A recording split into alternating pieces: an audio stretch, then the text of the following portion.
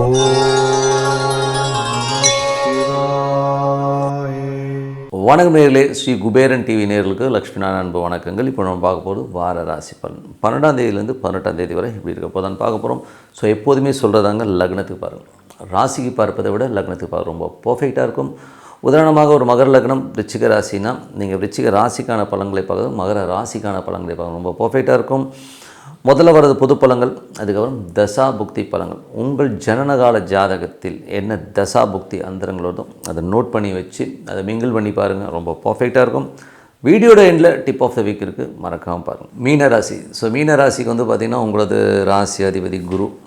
குரு வந்து என்ன மாதிரி விஷயங்களை பண்ணுவார் அப்படின்போது, குரு வந்து இப்போ நாளில் வந்து வக்கரமாக இருக்கார். தாயார் வந்து கொஞ்சம் பிடிவாதமாக இருக்குது. வியாபார ரீதியான விஷயங்கள் வந்து கொஞ்சம் ஸ்லோ டவுனாக போகிற மாதிரி ஃபீலிங் கண்டிப்பாக கொடுக்கும். ஸோ ஏன்னா வந்து அது வக்கரம்னும் போதே கொஞ்சம் நம்ம எக்ஸ்பெக்டான லெவலில் வந்து வேகமாக இருக்காது அப்படிங்கிறதான் விஷயம். ஸோ அதுக்கப்புறம் 2 9ஆம் அதிபதியான செவ்வாய், அவர் வந்து இப்போ வந்து 10ல் இருக்கும்போது வெளிநாட்டில் இருக்கும்போது நல்ல லாபங்கள், நல்ல ஏற்றங்கள். ஒரு 15 16 தேதிக்கு மேலே பார்த்திங்கன்னா ரொம்ப பெரிய லாபங்களை கொடுக்கறதுக்கான வாய்ப்புகள், சுப நிகழ்ச்சிகள் நடக்கிறதுக்கான வாய்ப்புகள், வெளிநாடு பிரயாணங்கள், வெளி மாநில பிரயாணங்களுமே அற்புதமாக இருக்கும். ஸோ அதெல்லாமே ரொம்ப சூப்பருங்க. 3 8ஆம் அதிபதியான செவ்வாய். ஸோ 3 8ஆம் அதிபதியான செவ்வாய் வந்து உங்களுக்கு 11ல் வரப்போகிறார்.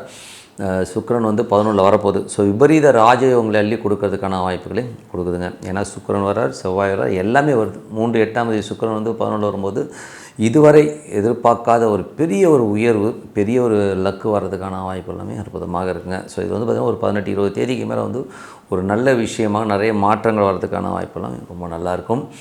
அதுக்கப்புறம் பார்க்கும்போது உங்களுடைய 4 மற்றும் 7ஆம் அதிபதியான புதன் 10 இருக்கார். ஸோ அவரும் 11ல் வரும்போது நல்ல லாபங்கள். இன்னும் வந்து ஃப்யூச்சரில் வந்து பார்த்திங்கன்னா ஒரு பெரிய லாபத்தை நோக்கி தான் போகுது. என்ன ஒரு 18 19 தேதிக்கு மேலே வந்து எல்லாமே வந்து ஸ்ட்ரக்சர் வந்து நீங்கள் நினச்ச மாதிரி எல்லாமே வந்து அற்புதமாக மாறுறதுக்கான வாய்ப்பு எல்லாமே ரொம்ப நல்லாயிருக்கு. புதிய வண்டி வாகனங்கள், நிலபுலன்கள் வாங்கணும்னு நினச்சவங்களுக்கு வாங்கிறதுக்கான யோகங்கள் எல்லாமே இருக்கும். ஸோ அதெல்லாமே ரொம்ப நல்ல விஷயங்கள். 5ஆம் அதிபதியான சந்திரன். ஸோ சந்திரன் வந்து பார்த்திங்கன்னா குழந்தைகள் விஷயங்களில் வந்து பார்த்திங்கன்னா கொஞ்சம் திங்கள் செவ்வாய் மட்டும் கொஞ்சம் நமக்கு ஒரு பிரச்சனைகள் இருந்தாலும் அதுக்கப்புறம் எல்லாமே ஓரளவுக்கு வந்து கிளியர் ஆகிறதுக்கான வாய்ப்பு ரொம்ப நல்லாயிருக்கு. 6ஆம் அதிபதியான சூரியன் உங்களுக்கு 16ஆம் தேதிக்கு மேலே வந்து ஒரு பெரிய மாற்றங்களையும் பெரிய லாபங்களையும் கொடுக்கறதுக்கான வேலையில் நல்ல ஏற்றங்கள், நல்ல அங்கீகாரம், நல்ல ஒரு பதவி உயர்வு இதெல்லாமே கிடைக்கிறதுக்கான வாய்ப்புலாம் ரொம்ப நல்லாயிருக்கு. மீன லக்னமாக்காரர்களுக்கு வந்து பார்த்திங்கன்னா ரொம்ப பெரிய ஒரு விஷயங்களுமே நடக்கும். அதே மாதிரி 7ஆம் அதிபதி மற்றும் 7ஆம் அதிபதி புதன் வந்து பார்த்திங்கன்னா உங்களுக்கு 11க்கு வரார். ஸோ அது வந்து சுப நிகழ்ச்சிகள் ஏதாவது தள்ளி போயிட்டு இருந்தால் இப்போ நடக்கிறதுக்கான வாய்ப்பு எல்லாமே ரொம்ப அற்புதமாக இருக்குது. ஸோ அதுக்கப்புறம் பார்க்கும்போது உங்களுடைய 9ஆம் அதிபதியான செவ்வாயும் 11ல் இருக்கும்போது அப்பா சார்ந்த உறவுகள், நல்ல லாபங்கள், அது மட்டும் இல்லாமல் வெளிநாடு வெளி மாநிலங்களில் வேலை பார்க்கணும் பெரிய லாபங்களையும் பெரிய ஒரு அதிர்ஷ்டங்களையும் கொடுக்கறதுக்கான எல்லாமே ரொம்ப நல்லா இருக்குங்க. ஸோ இதுவரை வந்து பார்த்து வந்து பொது பலன்கள். இப்போ பார்க்கும்போது தசா புக்தி பலன். மீன லக்னமாக இருந்து சூரியன் தசா வந்து சூரியன் 6ஆம் அதிபதி 11க்கு வரார். 16ஆம் தேதிக்கு மேலே வந்து பார்த்திங்கன்னா வேலையில் பெரிய மாற்றங்கள், பெரிய லாபங்கள் வர்றதுக்கான வாய்ப்பு எல்லாமே இருக்குது. கேட்ட இடத்துல கடன் கிடைக்கிறது, நல்ல அங்கீகாரம் கிடைக்கிறது எல்லாமே அற்புதமாக இருக்கும். மீன லக்னமாக இருந்து உங்களுக்கு வந்து சந்திரன் தசாபுத்தி வந்துருங்க. சந்திரன் வந்து பார்த்திங்கன்னா உங்களுக்கு 5ஆம் அதிபதி வந்து கொஞ்சம் திங்கள் செவ்வாயில் மட்டும் கொஞ்சம் ஸ்ட்ரெஸ்ஸஸ், டென்ஷன்ஸ் குழந்தைகளால் இருக்கும். அதுக்கப்புறம் எல்லாமே மாறி ரொம்ப அற்புதமான பலன்களை கண்டிப்பாக கொடுக்கும். மீன லக்னமாக இருந்து செவ்வாய் தசாபுத்தி வந்துருங்கள். செவ்வாய் வந்து பார்த்திங்கன்னா உங்களுக்கு வந்து 2 மற்றும் 9ஆம் அதிபதி 11க்கு வரும்போது குடும்பத்துக்கு தேவையான பணம், வெளிநாடு இருக்கிறவங்களுக்கு வந்து பெரும் பணம் வர்றதுக்கான வாய்ப்பு எல்லாமே இருக்குது. ஸோ நல்ல ஒரு சூப்பரான ஒரு சந்தோஷமான விஷயங்களுமே கண்டிப்பாக இருக்குங்க. மீன லக்னமாக வந்து ராகு தேசம், ராகு 12ல் இருக்கிறவங்க வந்து சுயசாரத்தில் இருக்கும், கலைச்சல்கள் ஜாஸ்தி இருக்கும். ஏதாவது பெருசாக பண்ணுங்கிற லெவலில் வந்து ட்ரை பண்ணி கொஞ்சம் அலைச்சல்கள் ஜாஸ்தி இருக்கும், அடுத்த லெவல் போகிறதுக்கான வாய்ப்பு ரொம்ப நல்லாயிருக்கு. மீன லக்னமாக இருந்து குரு தசாபதி தான். குரு வந்து பார்த்திங்கன்னா 10ஆம் அதிபதி 4ல் இருக்கும்போது ரியல் எஸ்டேட் துறையில் இருக்கவங்க, வண்டி வாகன விற்பனை துறையில் இருக்கவங்க அற்புதமான பலன்களை கண்டிப்பாக கொடுத்துரும். மற்றபடி வந்து பார்த்திங்கன்னா கொஞ்சம் ஸ்லோவாக இருக்கும். ஏன்னா குரு வக்கரமாக இருக்கிறனால அந்த ப்ராசஸ் வந்து கொஞ்சம் ஸ்லோவாக போகிற மாதிரி ஃபீலிங் கண்டிப்பாக இருக்கும். மீன லக்னமாக இருந்து சனி தசாபதி. சனி வந்து 11 12ஆம் அதிபதியான சனி உங்களுக்கு வந்து என்ன மாதிரி விஷயங்களை கொடுக்கும் அப்படின்போது 11 மற்றும் 12ஆம் அதிபதியான சனி வந்து ராசியில் இருக்கும்போது கொஞ்சம் செலவுகள் ஜாஸ்தி கொடுக்கும். நல்ல வருமானங்களை கொடுத்தாலும் அதுக்கு தகுந்த மாதிரி செலவுகளையும் கொடுத்தோம். இன்னும் ஒரு வாரத்தில் பார்த்திங்கன்னா ஒரு பெரிய ஸ்ட்ராங்கான ஒரு விஷயங்கள்லாம் பண்ண ஆரம்பிக்குங்க. பெரிய லாபங்களை நோக்கி உங்களது விஷன் போகும். ஏதாச்சும் பெருசாக சாதிச்சே தீரணுங்கிற எண்ணங்கள் எல்லாமே கண்டிப்பாக கொடுக்கும். மீன லக்னமாக இருந்து புதன் தசா புத்தி அந்தரங்கள். புதன் புதன் வந்து பார்த்திங்கன்னா உங்களுக்கு வந்து 4 7ஆம் அதிபதி 11ல் இருக்கும்போது சுப நிகழ்ச்சி நடத்துறதுக்கான வாய்ப்புலாம் ரொம்ப நல்லா இருக்குது. யாராச்சும் வந்து தாயார் சார்ந்த உறவுகளால் நல்ல நன்மைகள் கிடைக்கிறதுக்கான வாய்ப்பும் ரொம்ப நல்லா இருக்குங்க. மீன லக்னமாக இருந்து கேது தசாபுத்தின்னு கேது வந்து 6ஆம் அதிபதியாக இருந்து அவர் வந்து சுக்கிரனுடைய சாதத்தில் இருக்கும்போது லிட்டிகேஷன்ஸ் ஏதாச்சும் பிரச்சனைகள் இருந்தால் அதெல்லாம் சால்வ் ஆகி எல்லாமே வந்து சுபிஷமாக முடிகிறதுக்கான வாரமாக இருக்குது. அதுவும் 18ஆம் தேதிக்கு மேலே அற்புதமான விஷயங்கள்லாம் கண்டிப்பாக நடக்குங்க. மீன லக்னமாக வந்து சுக்கிர தசாபுத்தின்னு சுக்கிரன் வந்து 3 8 11 15 16 தேதிக்கு மேலே வந்து பார்த்திங்கன்னா விபரீத ராஜ்யங்கள் அள்ளி கொடுக்கறதுக்கான வாய்ப்பும் நல்ல ஒரு ஏற்றங்கள் வர்றதுக்கான வாய்ப்பும் அற்புதமாக இருக்குது. ஸோ ரொம்ப அற்புதமான ஒரு வாரமாக இந்த மீன ராசிகளுக்கு இருக்குன்றதில் எந்தவித சந்தேகமும் இல்லை. ஸோ மற்றபடி நீங்கள் என்னை பொறுத்த ஒரு நல்ல ஒரு பிரார்த்தனை மனதார இறைவனை பிரார்த்தனை பண்ணுவோம். கண்டிப்பாக அடுத்த லெவல் போகிறதுக்கான ரொம்ப சிறப்பாக இருக்குது. இப்போ பார்க்க போகிறது tip of the week. Tip of the week. So tip of the வீக்கில் வந்து இப்போ நம்ம பார்க்க போகிறது பார்த்திங்கன்னா நமது ஜாதகத்தில் குழந்தைகள். ஸோ எல்லாமே நம்ம வந்து வாழ்கிறதே பார்த்திங்கன்னா குழந்தைகளை டிபெண்ட் பண்ணி தான் வாழ்கிறோம். நம்ம இந்த குழந்தை பார்த்துக்குமா, இந்த குழந்தை பார்த்துக்காதாங்கிற கேள்விகள் நிறைய வந்து நம்மக்கிட்ட இருக்கும். ஏன்னா ஒரு 3 குழந்தை இருக்குன்னா எந்த குழந்தை நம்மளை பார்த்துக்கும், இல்லை 2 குழந்தை இருக்குன்னா எந்த குழந்தை நம்மளை பார்த்துக்கும், இல்லை இருக்கிற ஒரு குழந்தையாச்சும் நம்மளை பார்த்துக்குமா அப்படிங்கிற டவுட்ஸ் வந்து எல்லாருக்குமே இருக்கும். ஸோ அதுக்கு வந்து ஜாதக ரீதியாக இப்போ என்ன எப்படி இருக்கும் அப்படிங்கிறத பற்றி பேச போகிறோம்.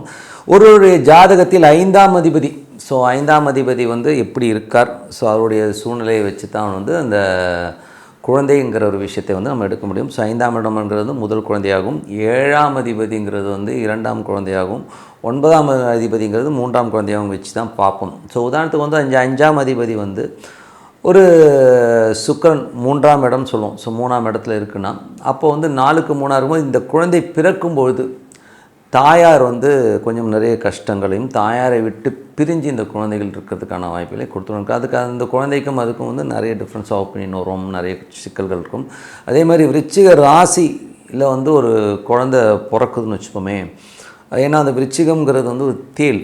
ஸோ தேல் வந்து என்ன ஆகும்னா உங்களுக்கு வந்து அது குட்டி போடும்போது வயிறு வெடித்து தான் வந்து அந்த குட்டியே போடும்.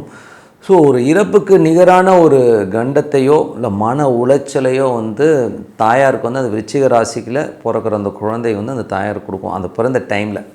ஏன்னா உதாரணத்துக்கு வந்து பார்க்கும்போது எனக்கு தெரிஞ்ச ஒரு நண்பருடைய தாயார் வந்து விருச்சிக ராசியில் பிறக்கிறார் அவர். ஸோ அவங்க தாயாருக்கு வந்து ரொம்ப டெத்துக்கு ஈக்குவலான அது குழந்தை பிறந்து இருக்கும்போது கீழே இந்த டியூப்லேயே இன்னொரு குழந்தை ஃபார்ம் ஆகி ரொம்ப பிரச்சனையாகி நிறைய அவங்க பிரச்சனையை ஃபேஸ் பண்ணாங்க. ஸோ இது வந்து பார்த்திங்கன்னா அந்த மாதிரி ஒவ்வொரு குழந்தைகளுக்கும் அந்த காரக கிரகங்கள் அந்த கிரகங்கள் அமைகிற நேரங்களில் வந்து பார்த்திங்கன்னா நமக்கு ஏடாவிடாமல் மாட்டி வந்து விருச்சிக ராசியில் பிறக்கும்போது கண்டிப்பாக தாயார் ஒரு மன உளைச்சலையும் அவமானங்களையும் படுவாங்க.